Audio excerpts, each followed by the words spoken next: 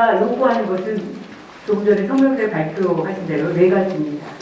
네, 그래서 여러분들 오늘 이 지금 출범 발제문에도 이 내용이 중심으로 들어가 있습니다.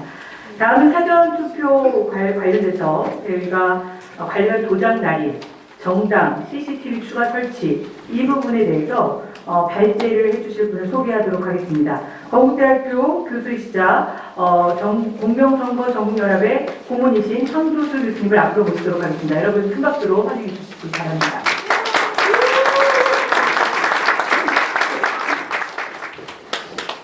안녕하십니까.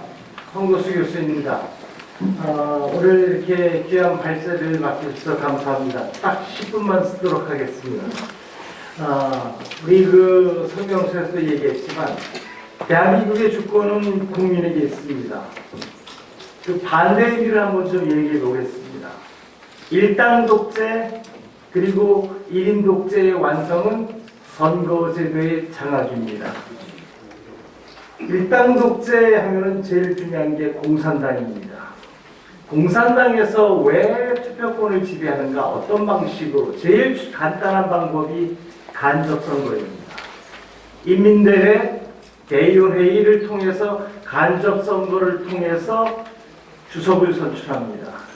거기에는 인민대의원만 확보하면 영구집권이 가능합니다. 우리나라의 경우에도 많은 경험을 했습니다. 미안하지만 박정희 정치를 앞에서 잘했지만 영구집권 기획할 때 통일주체국민회의 체육관 선거로 독재를 꿈꿨습니다. 전두환 역시 마찬가지로 대통령 선거인단 그걸 통해서 간접선거로 독재를 꿈꿨습니다. 그 이후에 우리나라 헌법 87년 헌법의 주된 쟁점이 무엇이었냐면 대통령 직선제였습니다. 내 손으로 내 최고 집권자를 내가 뽑겠다는 겁니다. 이 부분이 민주주의, 국민주권의 핵심입니다. 만일에 주권자, 국민들이 자신의 투표권, 선거권을 잃어버리는 순간 국민은 개돼지로 전락합니다. 왜냐? 권력자가 국민을 돌아보지 않아도 되기 때문입니다.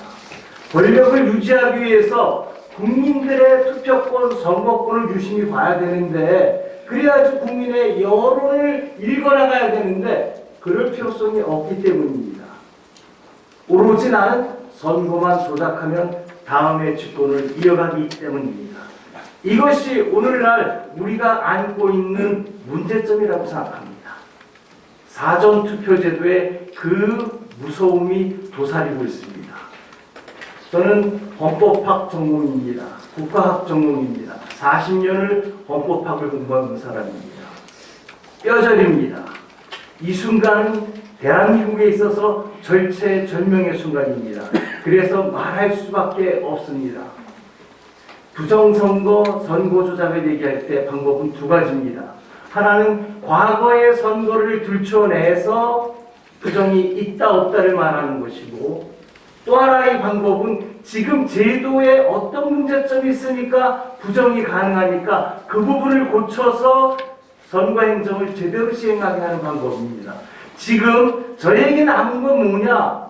50일 동안에 있을 이 순간에 있어서 이야기할 것은 과거가 아니라 현재 50일, 미래 50일을 어떻게 우리가 장악해서 주권을 뺏기냐 안 뺏기냐의 문제를 결정하는 문제라고 생각합니다. 많은 사람들은 투표할 때 단일투표, 사전투표 비슷할 거다라고 생각합니다. 왜냐? 대한민국에 선거 부정이 없었거든요. 언제부터? 3.15 부정선거 이후에는 선거 부정이 거의 없었어요. 그런데 10여 년 전에 2014년에 사전투표제도가 도입되면서 완전히 다른 세상에 들어와 있습니다. 간단히 말씀드려 볼게요. 단일투표는요 아주 철저합니다. 왜 철저하느냐? 본인의 신분증을 제시하면은요 그때 누군지 확인하면서 사인합니다. 우리가 선거인 명부에 사인합니다. 황교수. 그렇죠? 그럼 본인 확인이 되고 나면 투표용지를 받습니다. 이때 법에 뭐라고 하냐면 이 용지가 가짜인지 진짜인지를 가리기 위해서 투표소 최고 공무원, 투표소 관리관의 개인 도장을 찍도록 돼 있어요. 물론 먼저 정관의 신고한 도장이죠. 찍습니다. 요즘에 학교 반장 선거를 할 때도요, 담임 선생님 도장을 찍은 용지를 나눠주잖아요. 그건 기본 중에 기본입니다. 이게 투표소 관리관의 사인 라인입니다. 그리고 나서도 그것도 의심스러워서 뭘 하느냐? 투표용지의 네모난 부분의 끝을 요만큼 삼각형을 뗍니다. 떼서 이 1년 번호지라고 하는데 얘를 따로 모읍니다. 따로 모아요. 이렇게 해서 기표를 하고 받은 투표인이 투표함에 넣고, 그 다음에 개표소에서 개항한 다음에 득표수를 센 다음에 당선인을 가립니다. 그리고 나서 부정인지 의심스러울 수 있잖아요. 그러면은 나는 부정있다 생각하는 사람은 소송을 할 수 있습니다. 소송할 때 어떻게 되느냐? 모아놨던 모든 증거자료들이 재판장에 나오게 됩니다. 투표용지가 다시 돌아오게 되죠. 그렇죠? 1년 번호지가 다시 옵니다. 그리고 선거인명부가 오게 되죠. 그러면 따져볼 때 이 투표용지가 진짜인지 가짜인지는 도장을 일일이 확인합니다. 확인할 수 있잖아요. 그리고 선거인 명부에 보면 몇 사람이 투표했는지 알고, 1년 번호지 숫자 세면은 몇 명이 투표했는지 알고, 몇 사람이 투표한 게 명확하고, 이게 용지가 명확한지 진짜인지 알고, 그리고 다시 세알입니다. 누가 몇 표를 더 가졌는지. 이렇게 해서 선거소송이 밝혀지는 겁니다. 사전투표는 어떻게 되어 있느냐? 해보신 분들 아시지만 신분증하고 제시합니다. 본인 확인은 어떻게 하나요? 선거인 명부에 사인하나요? 안 합니다. 어떻게 해요? 지문 찍습니다. 왜냐? 법에 그렇게 하라고 돼 있어요. 지문 찍어서 온라인으로 들어갑니다. 그리고 신분증 스캔합니다. 마치 뭐 하는 것처럼 어디로 들어가나요? 온라인으로 들어갑니다. 자, 선거인 명부 없습니다. 그럼 본인 확인됐으니까 프린트아웃해서 투표용지가 나와야 되잖아요. 즉석에서 프린트아웃 됩니다. 돼서 나오는 용지는 네모나게 각 투표소에 맞춰서 나오죠. 나오는데 법에서 관리관 도장을 찍으라고 돼 있는데 중앙선관위 규칙으로 찍지 말자. 인쇄 날인한다 이렇게 돼 있어요. 그래서 인쇄 날인합니다. 인쇄 날인하면 이게 진위가 인쇄되는 거니까 나중에 프린트아웃 마음대로 프린트아웃하면 똑같은 거 마음대로 만들 수 있죠. 지금 현재 사전투표가 그렇게 운영됩니다. 그리고 1년 번호지 떼지 말라고 법률에 쓰여져 있습니다. 자, 그러면 사전투표에 관해서 선거부정의 문제에 대해서 소송이 제기됐습니다. 그러면 뭐가 들어오겠어요? 투표용지가 다시 오겠죠.